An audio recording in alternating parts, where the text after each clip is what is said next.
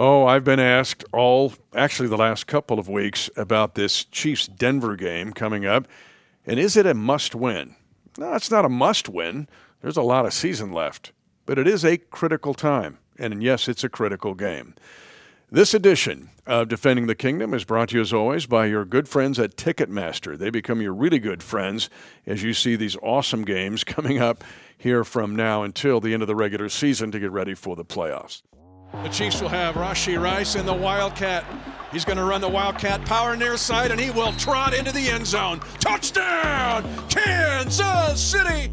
Hi, everyone. I'm Mitch Holthus, voice of the Chiefs, along with senior team reporter Matt McMullen.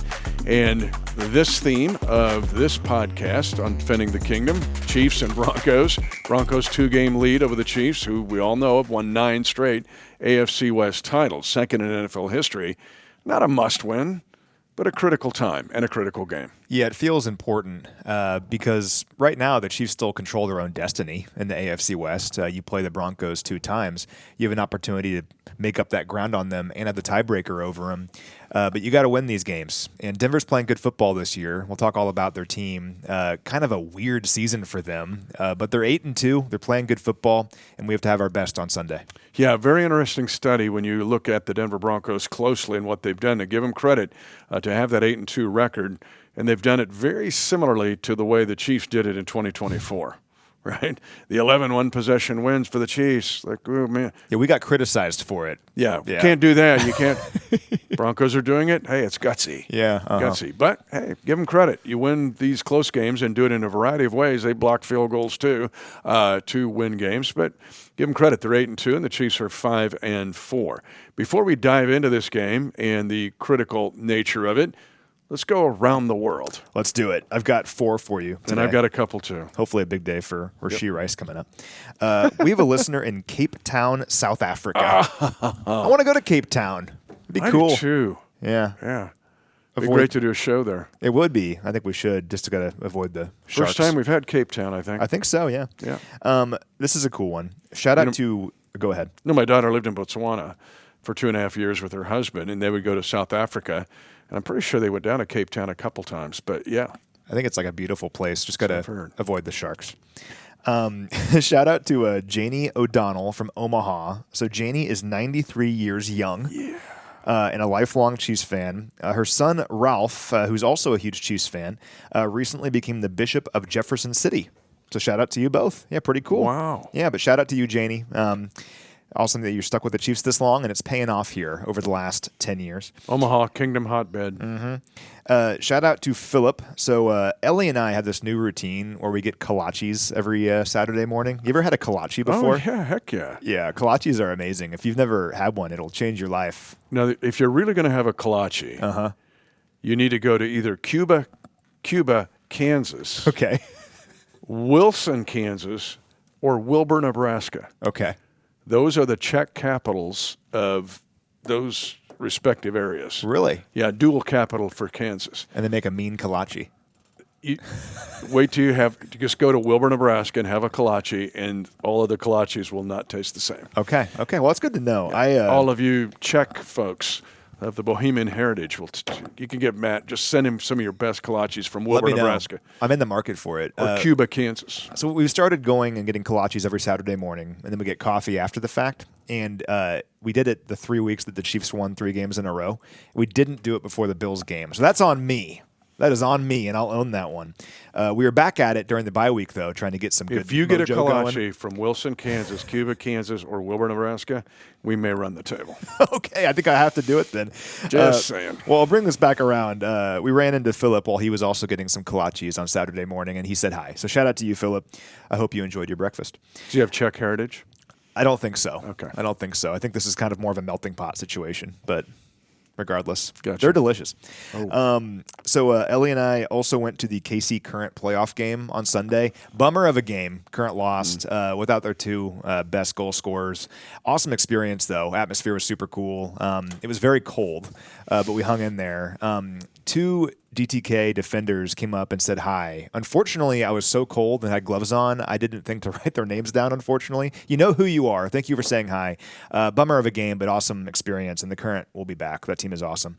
Have you been out there yet to a Current game? No, and I so want to do it. It's on the bucket list. Yeah. I'd love to take my granddaughters out there and drive by that stadium all the time and thinking that is a cool-looking stadium. It's super cool. The atmosphere is great, and that team's going to win it all here soon enough. So want to do it. Anyway, one quick announcement. So Fan of the Year voting is now going on. Congratulations to Dr. Yvette Richards. She is the Chiefs Fan of the Year. Dr. Richards is incredible. I had a chance to meet her a few weeks ago. Gigantic Chiefs fan, but also has done like so much in our community just to help others, largely through her role as the Director of Community Connection and Mission at the St. James United Methodist Church.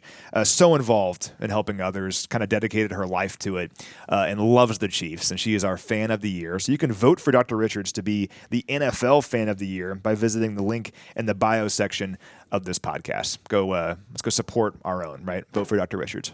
That's all I've got for you today. I've got a couple. Again, we know about the 300-meter walk where there's somebody internationally waiting for me on my walk to the stadium on game day. And you didn't have any a couple of weeks weeks ago. No, yeah. didn't. But the Chiefs Kingdom show has turned into international. They go to a game. They come here for a pilgrimage. And then they stay over and go to a Kingdom show. It's become a deal. So That's really cool. yeah, this is in the States, but Susie Espinoza from Tampa, Florida did this. Okay. And so great gal. But Howard and Allison Mannion from Manchester, England. Okay, that's cool. I don't know if they're Man U or Man City. I stayed away from that. Then Rick and Carol Reichert from Seebeck, Washington, which is the pickleball capital of the USA.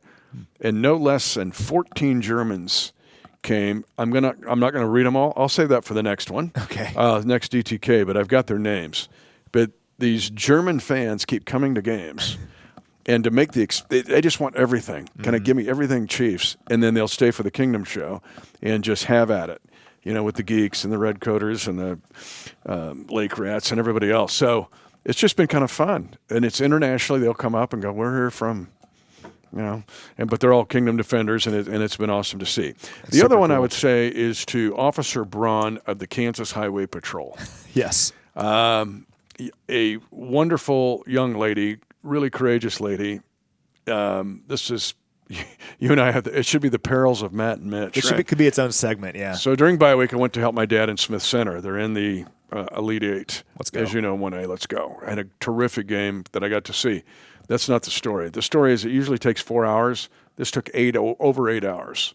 There was a terrible accident, I-70, that's one. But then a tire blows up. My tire blows out in the dark of the night on the Kansas Turnpike. And how fast were you going?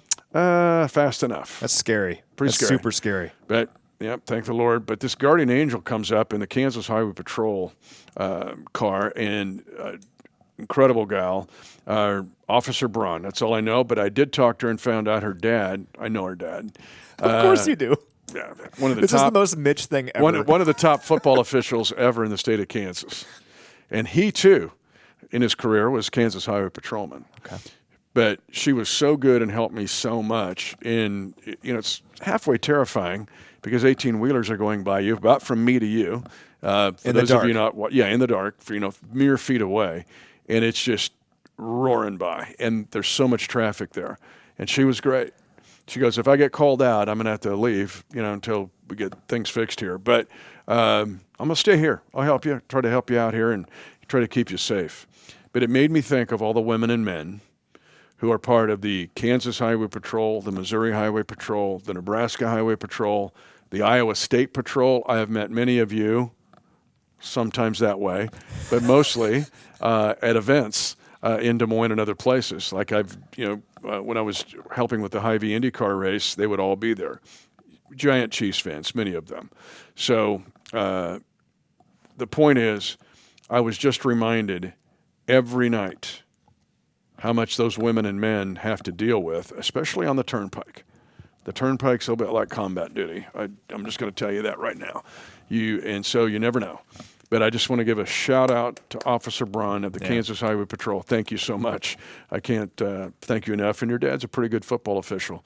But that being said, and we're also we're taping this on Veterans Day. And for those of you foreign fans who come here, the fact that really to visit the National World War I Museum should be on your bucket list as much as going to GEHA Field at Arrowhead Stadium, because it's phenomenal. Yeah. And there are people that live here that have never gone, and you need to go, and because of the meaning of it. But I'll never forget the 2018 game against the Arizona Cardinals. It was the exact 100th anniversary of the end of World War I. And the 11th hour, the 11th month, the 11th day, November the 11th, and 21 bells were sounded in our stadium, much like it was sounded all across Europe at that exact time 100 years earlier. And I remember just one by one, players stopped. They were warming up and just froze. And Brad Young and our production crew was phenomenal that day. But I just remember the moment and thinking of Kansas City giving attention on Veterans Day to all of our veterans, but especially with the National World War I Museum here of why on 11/11, in the 11th hour, the 11th day, the 11th month, and why it's so meaningful. Yeah, I think the World War I Museum being here is in a lot of ways for people like in New York with the Statue of Liberty, like they never go see it, right? They're like, oh, well, it's here. I'll just go do it at some point. I'm fortunate that growing up, my dad was like, no, we're going. We're going to check this thing out. And I go every couple of years, especially when people come in town. It's incredible. And yeah, if you live in Kansas City and just have never gone before, it's really worth your time. You'll learn a lot. And if you're making these pilgrimages, like so many people are, to go catch a game here in Kansas City, you should add it to your itinerary of your trip because it's unbelievable. You have a chance to go to the World War II Museum in New Orleans when we were down there? I've gone before. Okay. So not on that trip. It's incredible before. As well. It is amazing. Really amazing. Just incredible history. And we're both total nerds, right? But not just about football, about history as well. And to learn about how things have shaped the world, how the world could be much different if it wasn't for the greatest generation of individuals that put their life on the line to create the world that we live in now. I could go down a whole rabbit hole with all this, but fascinating stuff. And if you have not been to the World War I Museum here in Kansas City, you got to do it. What's also fascinating is this football game. The Broncos with the 8-2 record, the Chiefs at 5-4, and in between are the Chargers, sitting there in between the Broncos and the Chiefs. But this Broncos team is a fascinating study. I'm not sure I've seen a team like this in the NFL for a while. You and I talked maybe the 2002 Buccaneers that won the World Championship, or the 2000 Ravens. A efficient offense, a dominating defense. But that's where we are with this team, and you get into some of the numbers, and it gets interesting in how they've gotten to 8-2. What about the 15 Broncos too? Yeah, kind of similar. I kind of turned in that season.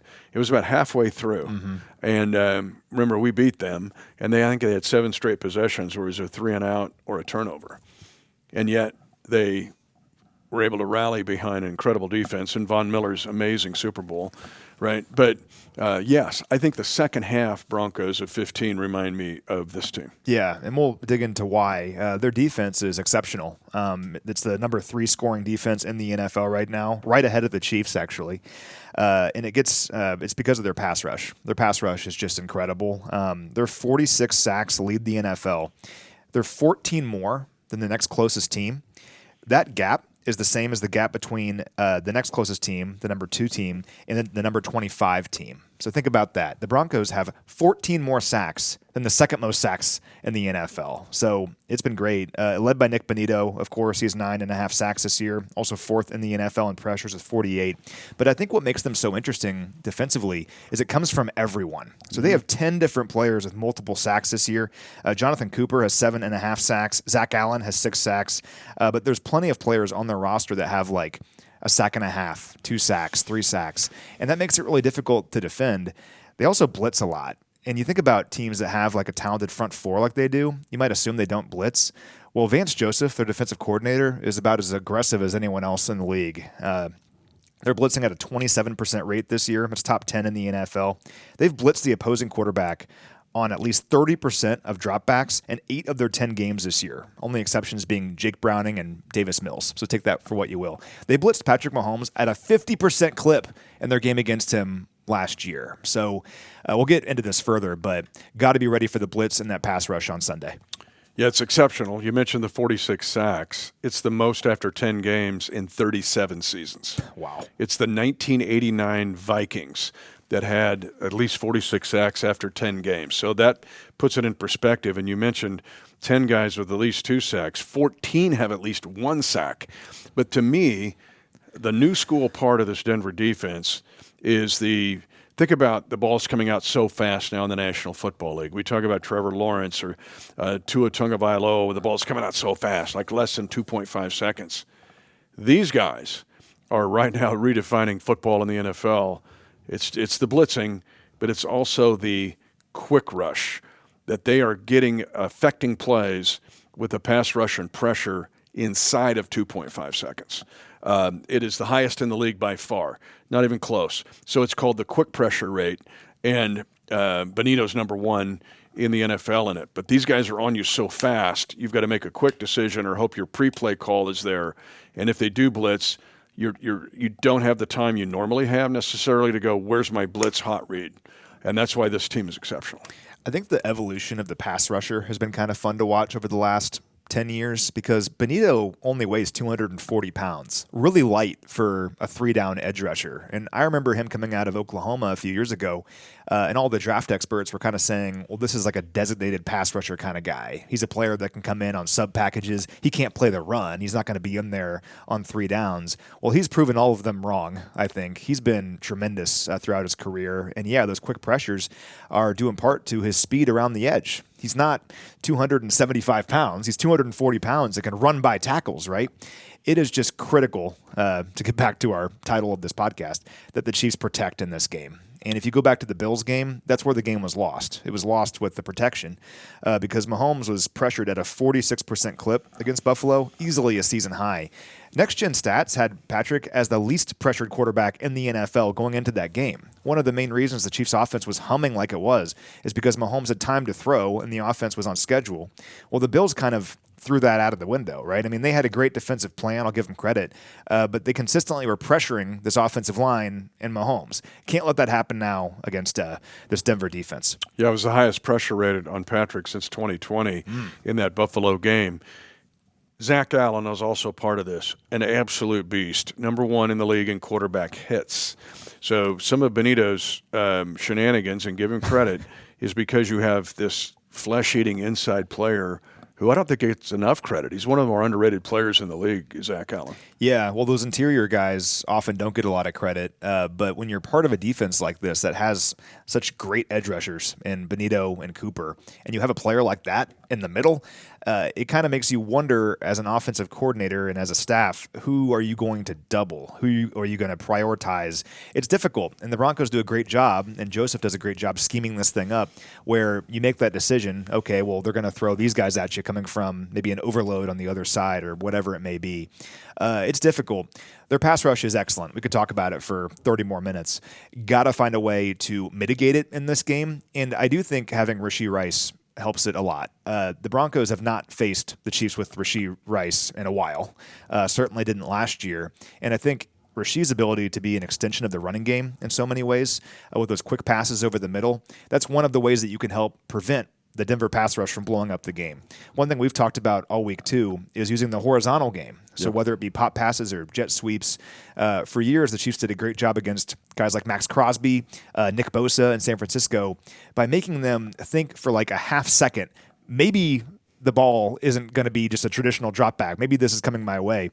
If you go back and look at the 4th and 19 conversion with Rashee against the Bills a couple weeks ago, you watch Bosa on that play, Joey Bosa.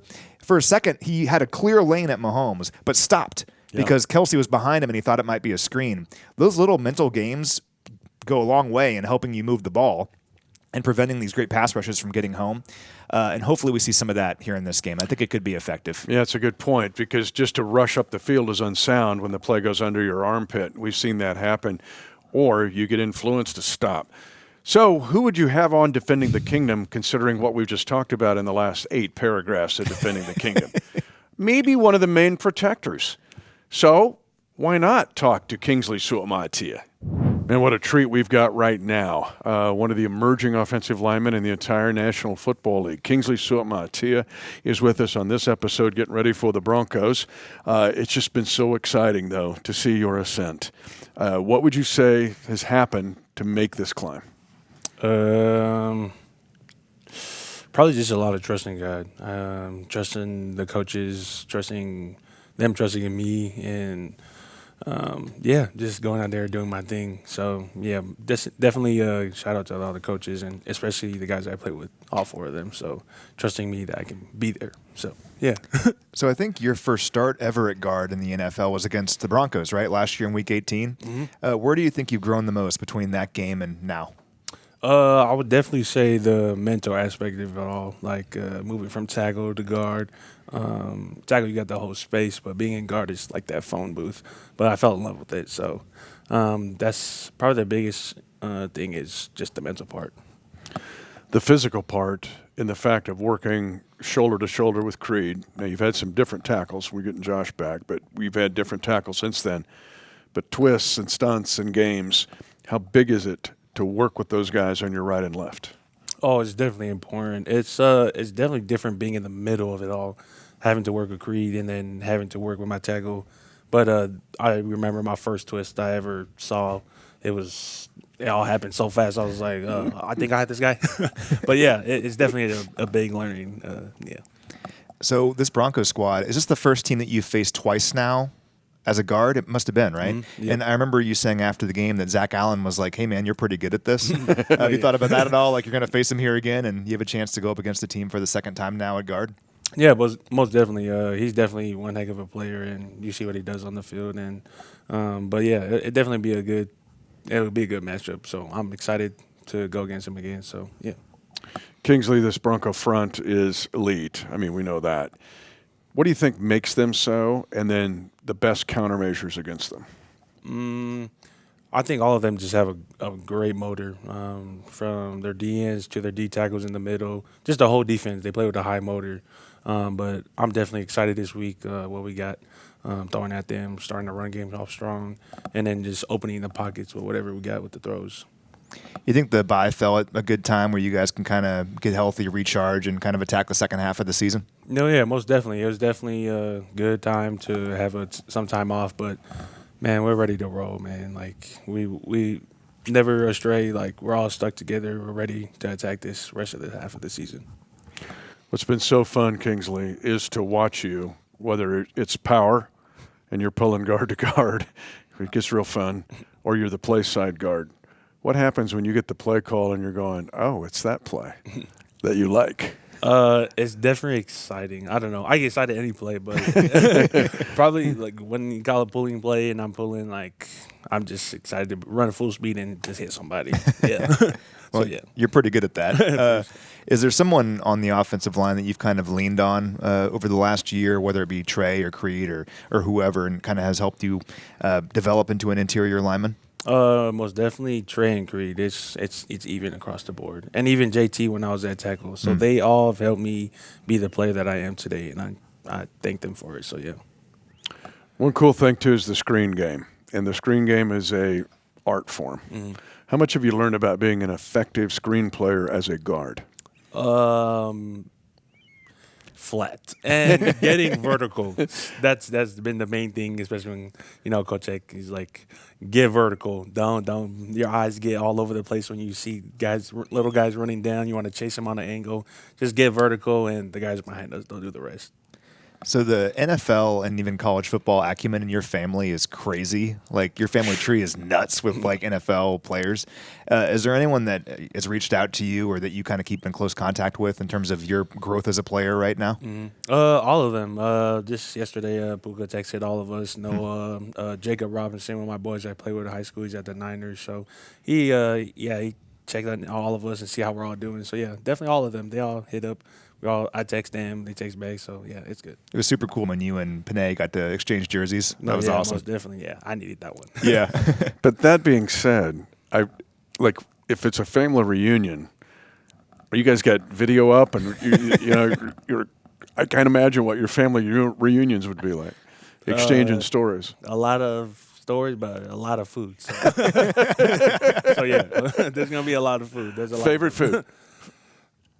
At the family reunion, you're going, I hope this is there because I'm going to devour it. I'll probably just say pig. Yeah, we do this thing. You cook it underground, put some rocks over it and some dirt and let it cook all day. Yeah, so yeah. But anything, I eat anything. Well, let's hope it's cooking all day because it's been cooking all season. Kingsley Suamataia. Thanks to Kingsley, and man, to see his growth at left guard is huge. No pun intended. Sounds like Chiefs Kingdom show. But he really has come on. Yeah, I'm excited for him. We knew he had great potential. Just a matter of going out there and playing and doing it and getting that experience. I mean, he's still super young. He was drafted at 21 years old. His whole career is still ahead of him and all the talent in the world. And I think it's kind of cool that his first start at guard ever was against the Broncos last year. And he was talking earlier this year about how Zach Allen made a point of going up to him and saying, hey, man, like, you're pretty good. Like, you have a future in this.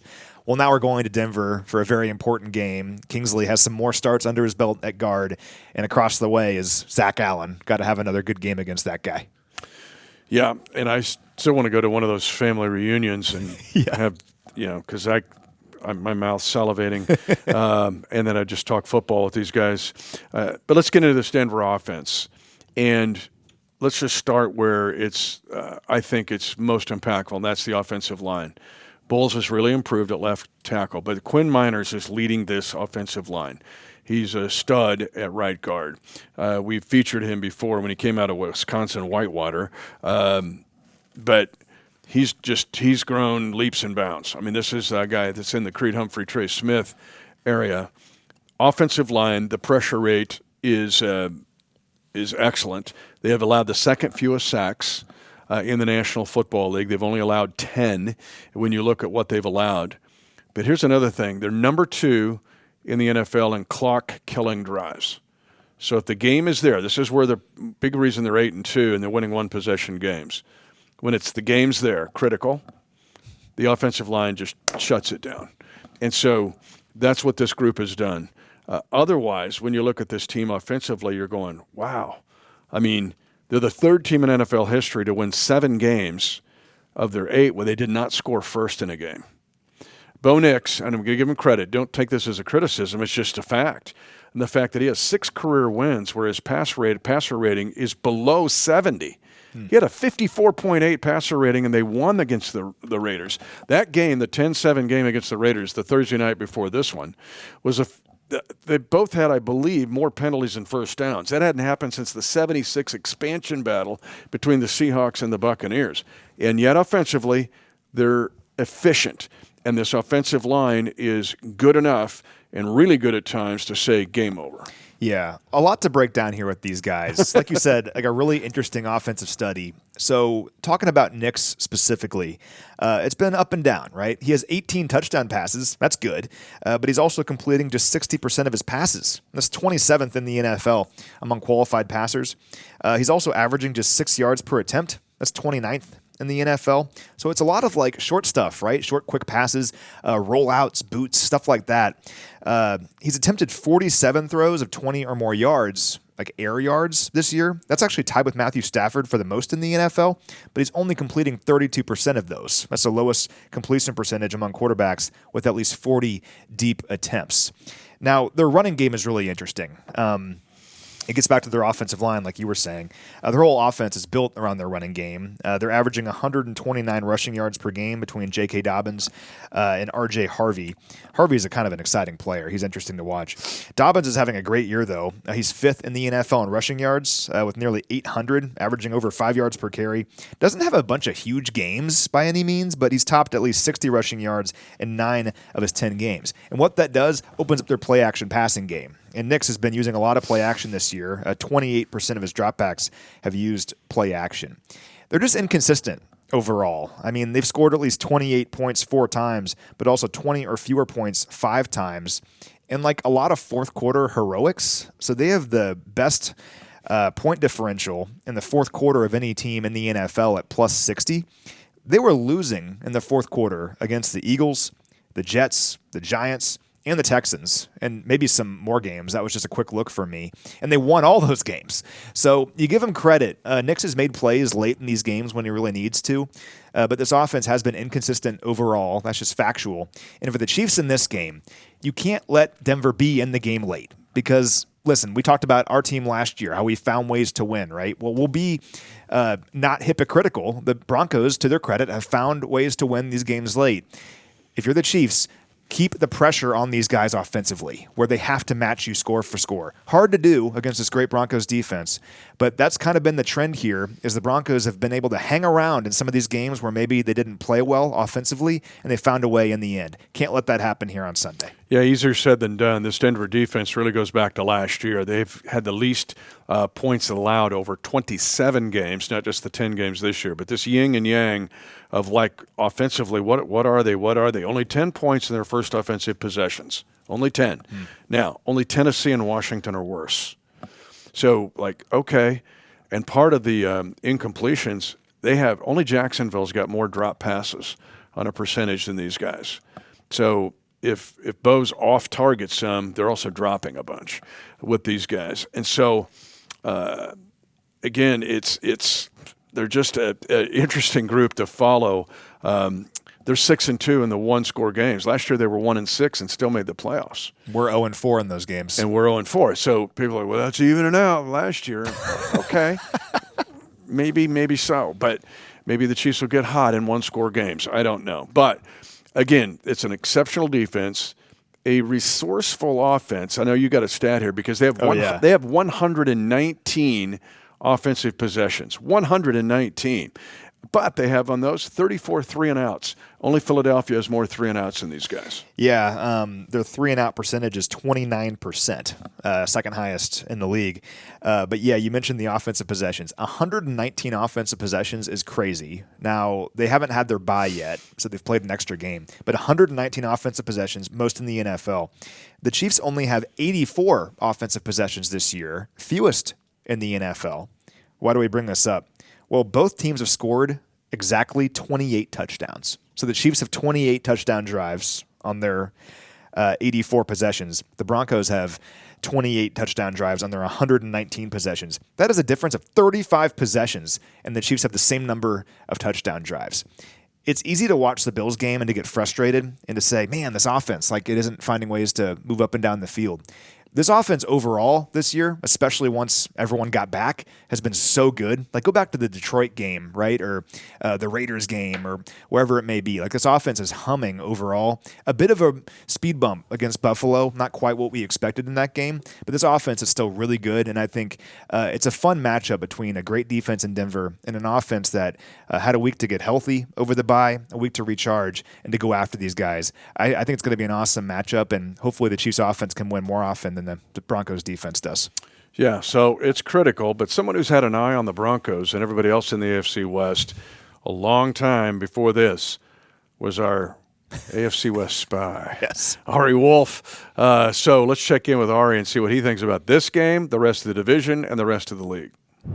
Hello to everyone. Week 11. Excited to see Matt, Mitch. The bye week, for the team. Great to get some rest. I missed you guys a lot. Can't wait to get back to out west this week. We begin in the AFC West as we always do. The Thursday night game last week featured Denver and Las Vegas, a football game that my eyes were tortured at times. It was one of the worst Thursday night games I've ever seen. Somehow Denver escapes their with a 10-7 win. They've now won 7 straight games. They had more penalties than points. Nick throws 2 picks, only throws for 150 yards, and he's the player of the game. Geno Smith is terribly banged up late in the game. Why he keeps going back out there and not letting Kenny Pickett play was making my mind want to pop. Gentlemen, explain to me how Denver is 8-2 and why the Raiders aren't at least considering giving Kenny Pickett a shot. Matt, let's start with you. Yeah, that was a tough one. The whole primetime slate this past week was pretty difficult. Now, being the sicko that I am, I watched every second of it. Of course. I could not turn off Broncos Raiders, even though I wanted to at times. To answer your question, the Broncos defense is terrific. And it's something that Mitch and I have been talking about on the podcast. Their defense is awesome. Their pass rush is incredible. It's something that we'll have to deal with here this Sunday. But Geno and the Raiders offense really didn't have much of a chance. Now, it's interesting how football comes down to a couple of plays, because the Raiders early on looked like they had a pretty good game plan, and Genty had a couple of big runs. They had a touchdown, but all taken off the board, right? And then late in the game, when it was still there for the Raiders, the ball goes off Genty's face mask and into the arms of a Broncos defender. So the Raiders have struggled this year, as we know, and the margin for them is pretty thin against a good team like Denver. But the Raiders had their chances, unfortunately, came up short. I just get mesmerized because I want to see Zimbabwe, but now you're covering it up. So, and my daughter was in Botswana for 2.5 years, and that's right behind your left ear. But I love your map. I felt like it was one of those like lower level World Cup games that was 0-0 until like a red card happened, and then somebody got a kick it from point blank range and won 1-0 in advance. To be honest, Denver's a very interesting study. Matt and I have been talking. I don't think we've seen a team quite like this probably for a quarter century, in that their defense is historic. They're on a sack trail to blow out the 85 Bears. It's the most sacks in 10 games since the 89 Vikings. But it's their quick pressure rate. The fact that how do you negate great upfront pressure, get rid of the ball, get out fast, right? Tua's out in 2.2 seconds, and Trevor Lawrence is out in 2. These guys get pressure faster than anybody in the league. Benito is an animal. Zach Allen might be the most underrated player in the entire league. And then don't forget Jonathan Cooper, who's really good. So that's how they win the game. They just completely take all 4 tires and take all the air out, and then you got to somehow grind away. Now, offensively, yeah, the Broncos, I mean, when you look at Bo Nix has 6 career wins with an under 70 passer rating, it's almost like he doesn't do anything through the semester, and then he takes the final and gets an A, because he's awesome in the fourth quarter. I got to give him credit. But it's like, what's going on in the other 3 quarters? Their offensive line is good and really improved. McGlinchey and how he's improved, and Bowles is big time, and then Miners is a stud. But that's why these guys are 8-2. Now, they're kind of the Chiefs of 2024, right? Let's be honest. We had 11 one-score wins. Can't do it that way. Wow, I don't know. You just can't do that in the NFL. Broncos do it. That's a gritty team. But they're doing the same thing the Chiefs are a year ago. Sorry, folks. That's what's going on. All right, I want to follow up with you, Mitch. One other comparison I had to what Denver is doing, it kind of reminds me of the Trent Dilfer Ravens that had the incredible defense with Ray Lewis, right? I mean, their offense was hard to watch. They had the big tailback, but boy, other than that, their defense carried them through a lot of games. And we mentioned the Brad Johnson Bucks too. The Brad Johnson Bucks, too. True. Yeah. So, some quarterbacks, when we think about Super Bowl champion quarterbacks and their name pops up, you're like, that guy won a Super Bowl. Well, Brad Johnson, Trent Dilfer, that would certainly be included. Let's move on next to the Chargers, who improved to 7-3. Yes, in prime time, it was not particularly entertaining game. But the Chargers have won 3 straight. They've overcome a ton of injuries. I think you guys will like this quote from Harbaugh. It's so Jim Harbaugh. He said, quote, "It was won by heart, grit, and guts." And that's what this one was. They stopped Aaron Rodgers, but I kept seeing Justin Herbert get hit again, and again. They win 25-10, but he's still getting hit every game. Is that sustainable? Is this Chargers 7-3 team, is this going to be a team that can win 11, 12 games? I don't see it, but you guys have been following this team all of your lives. Tell me, is this Chargers 7-3 team a real threat in the AFC? Well, not having Joe Alt is a really big deal. He gets hurt, goes on IR, comes back and gets hurt again. And I believe he's out for the season now. That's a huge deal. Look at where they began the season with Slater and Alt, maybe 2 of the best bookends in all of football. Well, now you don't have either of those guys.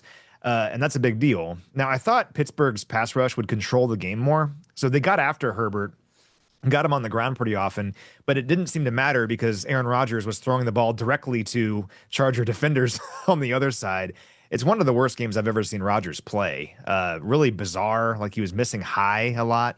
The Steelers had chances in that game until they didn't, because they just kept giving the Chargers offense the ball. So the Steelers defense, I think, did their part for the most part in that game until it was out of reach. Really no fault of their own. But I do wonder how sustainable it is for the Chargers moving forward with their protection. But hey, we'll give them credit.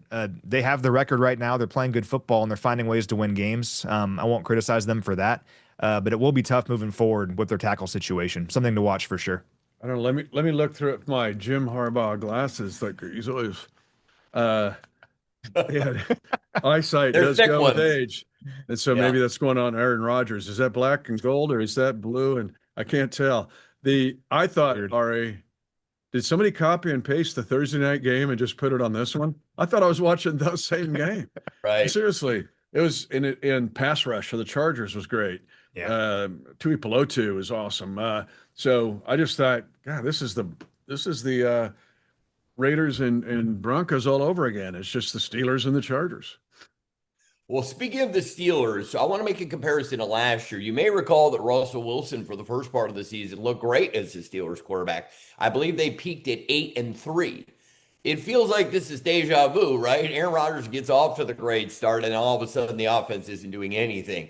I'm not saying it's an indictment on the Steelers' offense. I'm not laying it all on the quarterback, but it is interesting. Both guys brought in that first year, get off to amazing starts. People are talking about the resurrection of Aaron Rodgers. Just a week ago, people were saying that Aaron Rodgers should consider playing another season. And then you watch the game the other night and you're thinking maybe this is the final season for Aaron Rodgers. All right. Now, to my game of last week, I have to put a qualifier on it, gentlemen, because I'm bringing it up for the purpose of having another conversation. Because the game itself was entertaining. It didn't blow my mind. I am referring to the Patriots at the Buccaneers, two teams with winning records.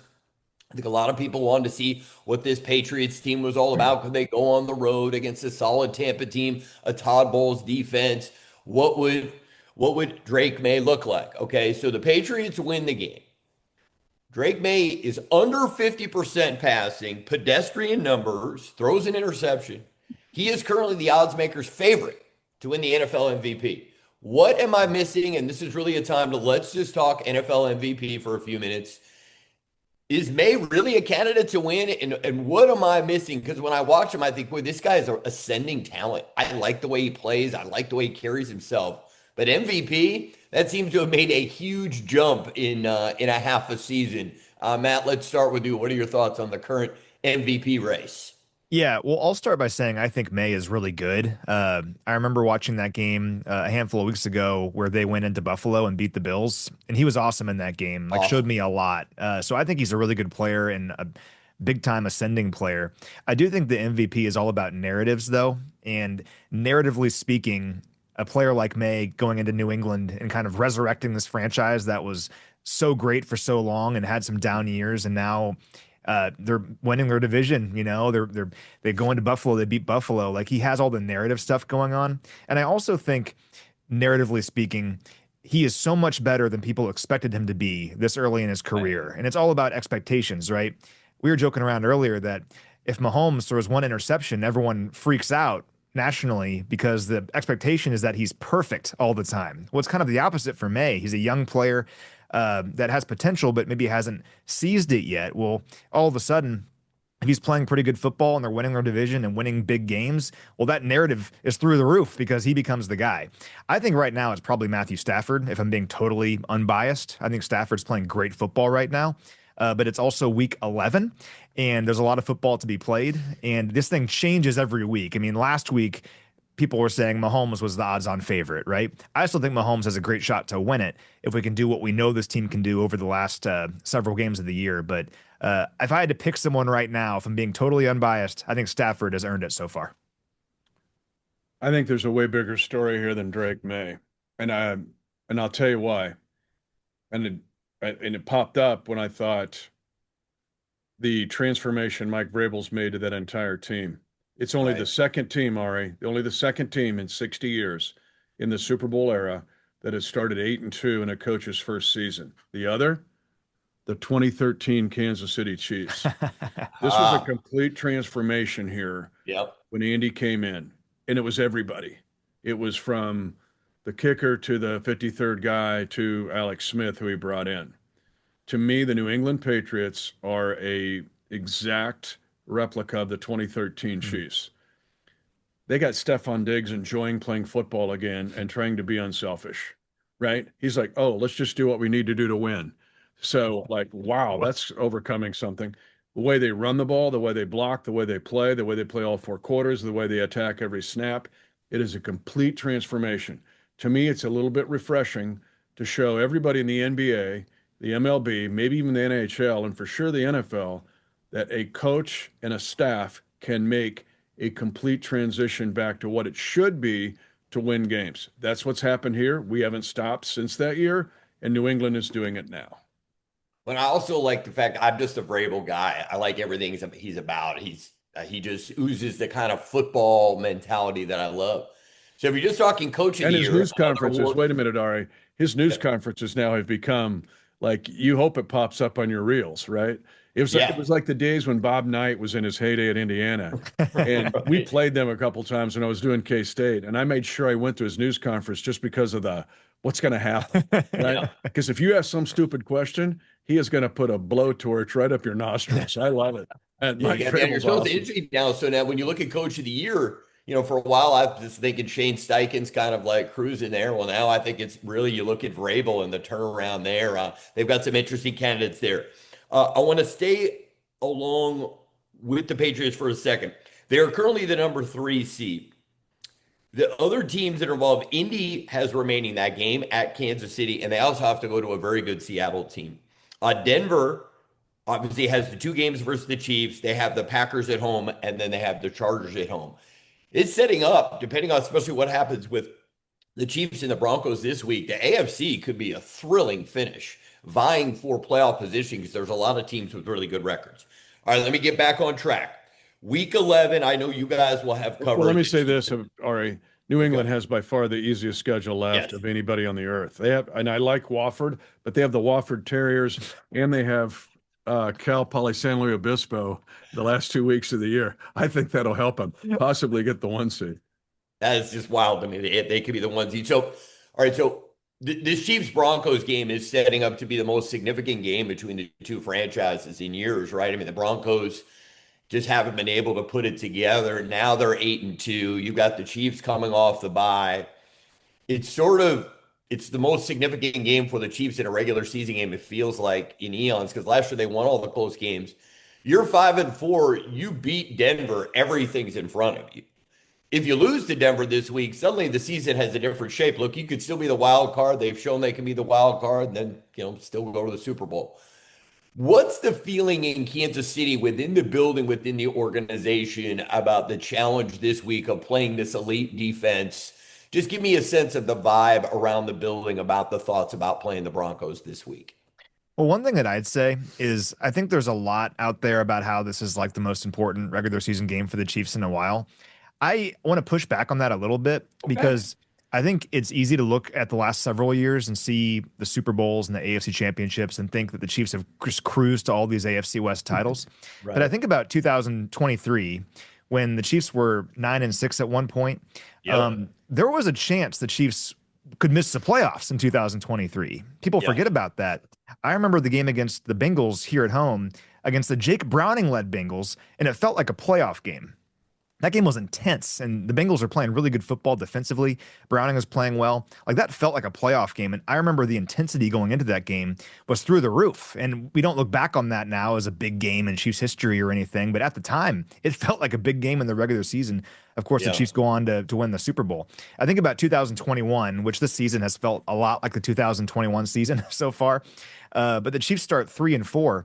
I remember a Sunday night football game in Vegas that year, where if the Chiefs lose that game, they would have been in last place in the division. If they won it, they would be in first place in the division. That's how close everything was.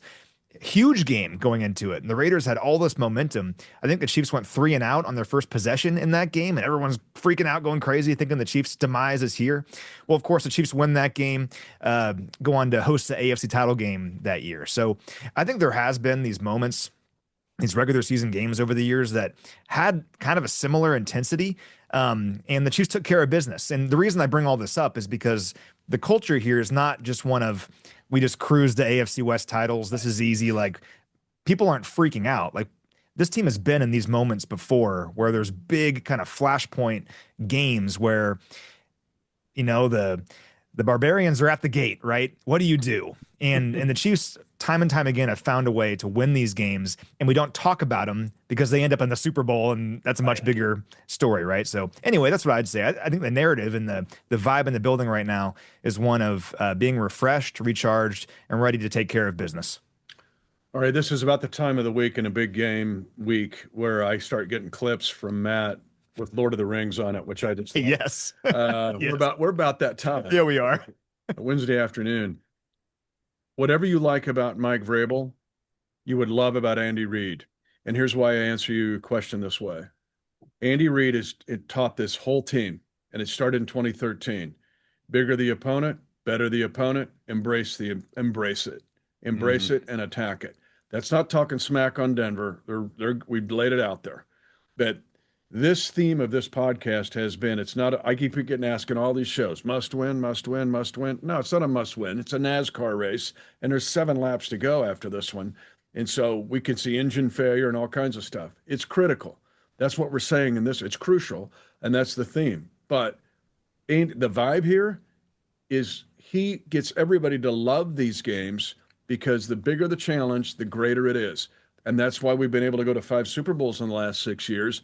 And, I don't know, go to Buffalo and win, and go to Baltimore and win, and beat the San Francisco 49ers, who were challenging the Bears, or that was the Eagles challenging the Bears sack record. So the mentality here is let's go. Not to talk smack, but that's just what we do. You sharpen the sword and go to battle. Let me be clear, gentlemen, to all those in the kingdom. I pose these as conversation pieces.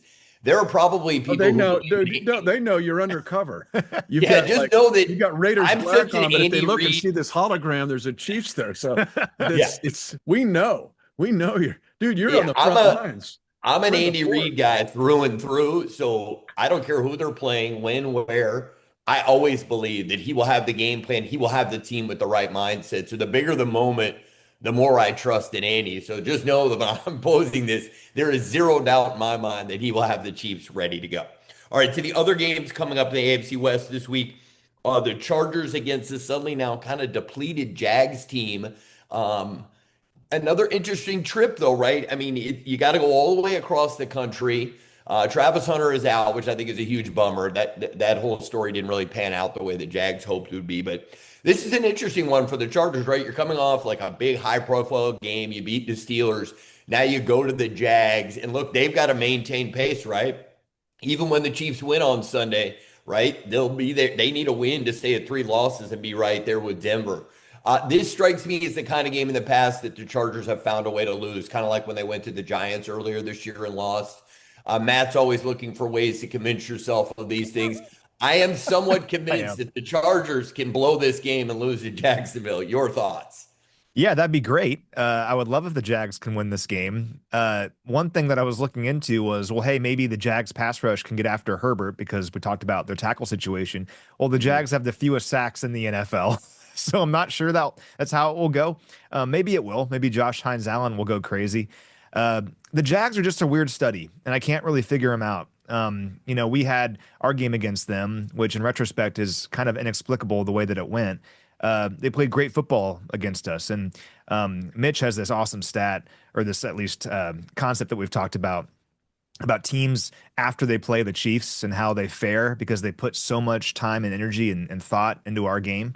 And give them credit, they beat us, right? But you can tell that maybe it's that game, maybe it's not, but they have not been the same team since that night, right? Yeah. So can they do it? Of course they can. They have a lot of talent, and when they're playing good football, they're among the better teams in the NFL. But they've been so inconsistent this year; it's hard to know what exactly you're getting from the Jags.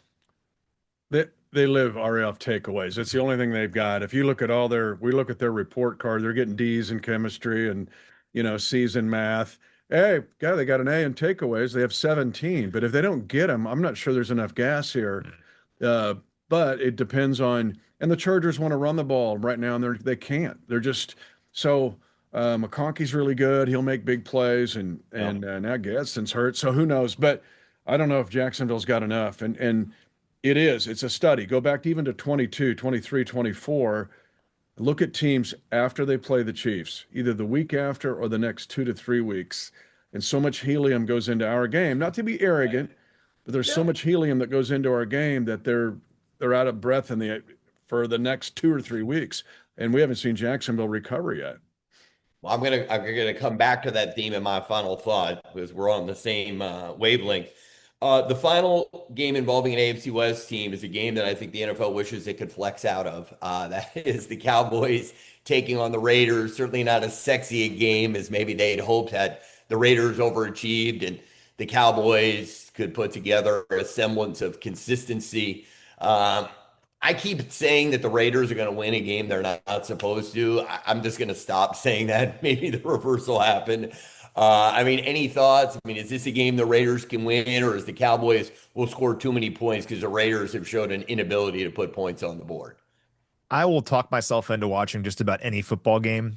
This game I'll talk myself into watching because we see the Cowboys in a couple weeks. So I am interested to see how they look, how they play against the Raiders. And whenever the Raiders are out there, I'm always curious to see what Brock Bowers can do. You know, getting back to our conversation about the Broncos Raiders game earlier, that was the craziest thing is Bowers had like 2 targets in that game. And I understand like he's the main focus of the Denver defense. Like they're going to try to take him away. But still, your best player gets 2 targets? Like, just kind of bizarre to me. So I'm expecting Bowers to get like 15 targets in this game against Dallas. I've got a folder made of I put in the Raiders game against the Broncos and the Chargers game last week. So I'll just pull that one out again because I think this is going to be the same game. Yeah. It feels like a 2-1 penalty kick win off a header. I don't know. The Cowboys, I'm like, Matt, we've got 3 games in 12 days. And the Colts, don't look now, but they get a bye this week. Oh, great. And that's who we got coming in next week. Yeah. So we got 2 grinders here going later in the December, but this one's a grind. But one part of that grind is the Cowboys. The other thing, and I'm going to do a minute with Mitch on it next week, is we're playing, even with the Cowboys and the Bills, we're playing probably the top 6 offensive lines here in the league, at least in that group. Yeah. Because Buffalo's there, Dallas is there, for sure the group we're playing this week, and the Colts might be the number 1 offensive line in the league. So, yeah, schedule makers, appreciate it so much, but let's go. All right, so when I was determining the game of the week, we've already discussed the Broncos and Chiefs, and there's your game of the week. So I had to pick a different game. You could make a pretty compelling case that the Rams Seahawks, right? I mean, the Seahawks have been much better than we expected. I think Sam Darnold going up against Matthew Stafford, I mean, it's got some juice to it. But I think Dan Campbell and the Lions taking on the Philadelphia Eagles is a game of sort of NFC juggernauts. And I think people have been clamoring to see these 2 play. I think everybody thought they were going to play in the NFC Championship game last year. Then the Commanders changed that. I want to see how these Lions look against the Eagles because I do think in terms of physicality, in terms of toughness, the way they go about their business, there are some striking similarities. I'm just really excited to see the game. There's something about Dan Campbell to just add something to every game. Sirianni, while he has been very successful, is not, to me, as likable as Dan Campbell. But there's something about the blue-collar nature of the cities. I don't know. This has been a game when I saw the schedule come out. I thought a Sunday night game, Eagles and Lions. Gentlemen, what's your take on the Sunday night game? You know, I think the Lions have had a season kind of similar to ours in a bunch of ways where they start playing really well and everyone's kind of on board and then they lose. And then it's kind of like, well, what's going on with the Lions? And then they start playing really well again and everyone gets back on board and then they lose. I think the Lions are a really talented football team. They're getting healthier now. And I think they're going to go in and beat the Eagles. I really do. It'll be an interesting game. The Eagles have had this inexplicable season where they're winning all these games, but they're doing so in kind of like grinded out fashion. Speaking of not like very the case of 24. Yeah, it kind of sounds like that, right? But can't live that way. They don't get criticized for it. Speaking of primetime games that aren't terribly entertaining, that Packers-Eagles game was a true test of football fandom. I did watch the entire thing. Yes. I thought it was a little bit better than the Broncos and the Raiders. They were both 10-7, both hard to watch. But I guess I at least felt like there was a higher level of overall competency in the Monday night game. But I agree with you. It was not an easy watch. Well, wait a minute. When your kids come on with a D+, you're going, well, it's not a D, kids. That's okay. Yeah. Yeah. But, the Eagles, to their credit, they're figuring out ways to win these games. But I think Detroit has more juice than the Eagles do, and I'm interested to see if they can go in there and win that game. The Rams-Seahawks game is super interesting, though, because you have 2 top 5 offenses and 2 top 5 defenses in the same game. And we're going to learn a lot about those teams. Really interesting matchup. And, of course, it's a divisional game. I mean, the NFC West might be the best division in football this year. That'll be a fun game to watch for sure. If it is Dan Campbell against Nick Sirianni with pugil sticks like the Marine Corps, I'm going to take Dan Campbell and give you 3.5 points. Okay. And we're not supposed to bet, so I'm not betting. But I'm taking Dan Campbell if he's going to bite both kneecaps off of Sirianni. And I know Sirianni. Okay. To me, one of the wildest stats going into week 11 is the 2 teams that have the most 3-and-outs, Ari, in this league are the Eagles and the Broncos. Crazy. And I would win a lot of money if I went to the beach house and started betting people on that, because those aren't the 2 people are going to mention. So the Eagles, this is to Matt's point, they're just kind of winning on the, defending the power play. It seems like every week. Defense is good. I mean, they're just in that same, there's a lot of teams in that same discussion. But I feel like the Lions are getting their defensive swag back. Hutchinson stayed healthy.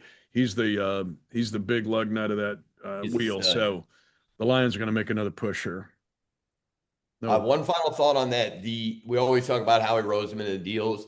If Jalen Phillips plays the way he did on Monday night, that 3rd round pick is going to look like a bargain. I mean, I realize he's just a rental. So they'll get a pick if he leaves, but you might re-sign him. If that guy is healthy, he is a beast. I don't think I've ever spent that much time focused on one guy, but he changed the look of that defensive front up there. I mean, he is a physical specimen. All right.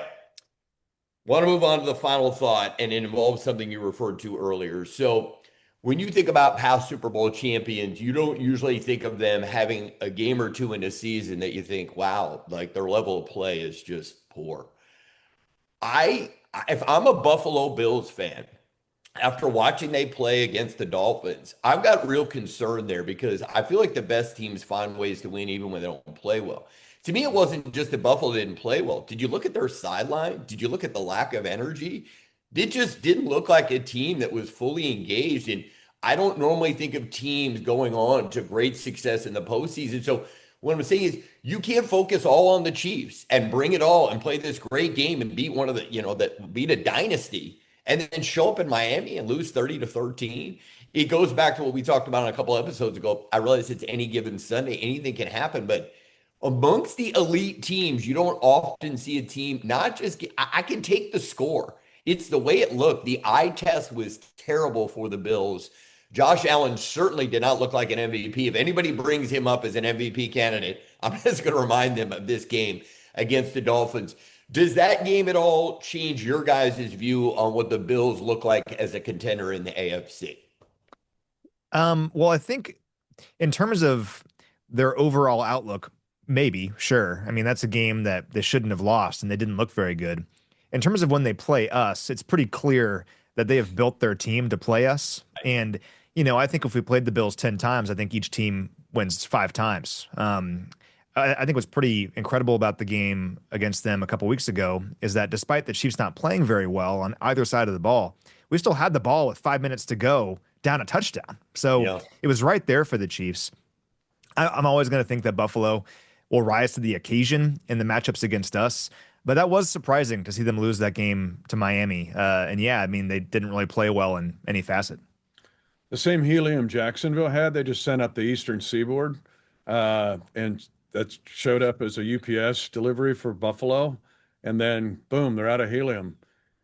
I honestly thought, and this is not to cast aspersions on Buffalo, they're trying to change the way they're doing things.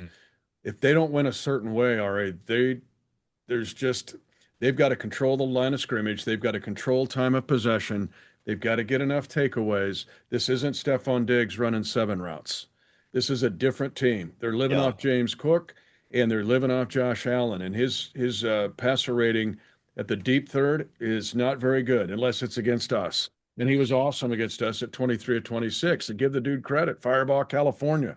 I love it. FFA. But this team, the Buffalo team, now faces a new pressure of New England threatening to push away from them. Yep. Somebody's not going to make the playoffs in the AFC. Probably going to be Jacksonville, but somebody's not going to make it. And Buffalo's got to win a certain way the way they're constructed this year. And they've got to get pressure with those outside guys. And that's how they got us, truthfully. But I mean, those guys had the game of their lives. Joey Bosa was great. Michael Hoyt, before he got injured, was great, blah, blah, blah. Yep. But they've got to win a certain way. If not, they're in peril of losing to anybody any week.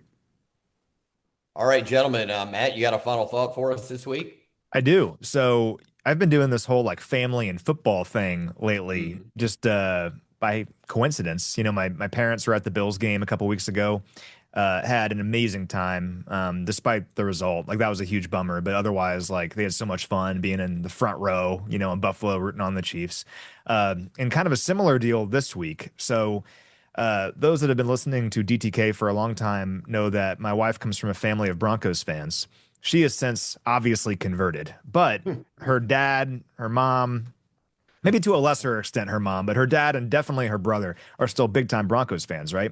Well, they circled this game quite a while ago, before we even knew the Broncos were going to be this competitive, and said, Ellie, would you want to come out to the game and watch the game in the stands? So we planned on that, and it's happening. So Ellie is going to this game in Chiefs gear with her Bronco family, and I won't actually be, obviously, in the crowd with them. Going to try to go say hi beforehand.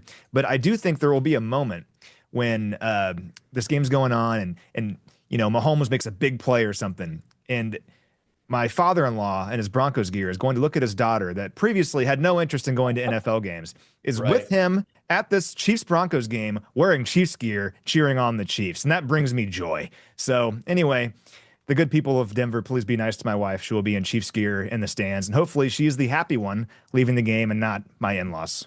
That's my final thought. All right, it's scripture. A man should leave his mother and his father, and the two shall become one. So sorry, Ellie, you left all that behind. Matt's hoping to get a little money out of the deal, but I got a feeling that we're losing some equity there. So this is a tough deal for this guy.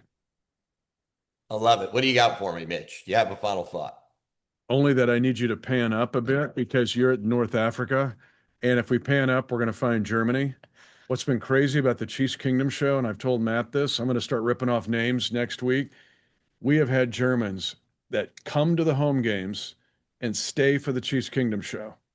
We've had at least 16 over the past 3 weeks when we've had home games.